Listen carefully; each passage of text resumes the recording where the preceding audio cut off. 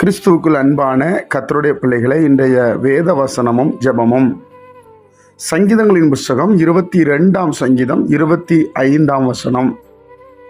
மகா சபையிலே நான் உம்மை துதிப்பேன், அவருக்கு பயப்படுகிறவர்களுக்கு முன்பாக என் பொருத்தனைகளை செலுத்துவேன்.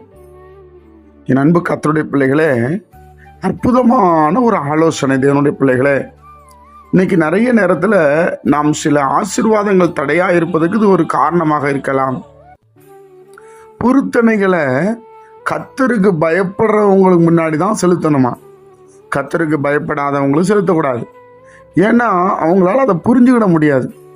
தேவனுடைய பிள்ளைகளே, துதிக்கிறது நம்ம எல்லாரும் முன்னாடியும் துதிக்கலாம். நாளைய தினத்தில் நமக்கு ஓய்வு நாள், இன்றைய தினத்தில் ஓய்வு நாள், அதை நீங்கள் நல்லா துதிக்கலாம் தேவனுடைய பிள்ளைகளே. ஆனால் பொருத்தனைகளை செலுத்துவது மாத்திரம் கர்த்தருக்கு செலுத்த வேண்டும், கர்த்தருக்கு பயப்படுறவர்களுக்கு மேல் செலுத்த வேண்டும். அப்போ அவங்க சந்தோஷப்படுவாங்க. நீங்கள் ஆண்டோடைய பிள்ளைகளுக்கு பயந்தவர்களுக்கு முன்பாக தேவனுக்காக ஏதாவது செய்து பாருங்களேன், அவங்க ரொம்ப சந்தோஷப்படுவாங்க. சரி, இவங்களால் இதை கொடுக்க முடியுது, என்னால் கொடுக்க முடியலையே நினைப்பாங்க. அதான் தேவனுக்கு பயந்தவர்கள். ஆனால் கர்த்தருக்கு பயப்படாதவங்க முன்னாடி நீங்கள் பொருத்தனை செலுத்தினா, இருக்குன்னு செலுத்துகிறான், இங்கே எவ்வளோ பேர் கஷ்டப்படுறோம், அவனுக்கு கொடுக்க மாட்டான், கடவுளுக்கு கொண்டு கொடுக்குறான், என்ன கடவுளாக எல்லாம் பண்ணுறாரு அப்படின்னு பேசுவாங்க. அதனால தான் அவர் எழுதுறாரு, மகா சபையிலே நான் உம்மை துதிப்பேன். எல்லாருக்கு முன்னாடி நல்லா துதிப்பேன். நீ நல்லவர், வல்லவர், மாறாதவர், பெரியவர், ஐஸ்வர்ய சம்பன்னர், போதுமானவர் என்று துதிப்பேன். யார் கர்த்தருக்கு பயப்பட்டு கர்த்தரை நேசிக்கிறாங்களோ அவங்களுக்கு முன்பாக என் பொருத்தனைகளை செலுத்துவேன் என்று சொல்லுகிறார். என்னுடைய பிள்ளைகளே, இதை கற்று வச்சுக்கிடுங்க.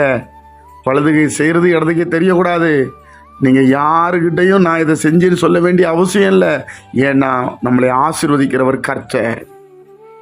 அந்தரங்கத்தில் செஞ்சால் அந்தரங்கத்தில் பலன் கிடைக்கும், வெளியரங்கமாக கிடைக்காது பைபிள் படி. அதனால் இதை நாம் கற்றுக்கொள்வோம், ஆசீர்வதிக்கப்படும். ஜெபிப்போம்.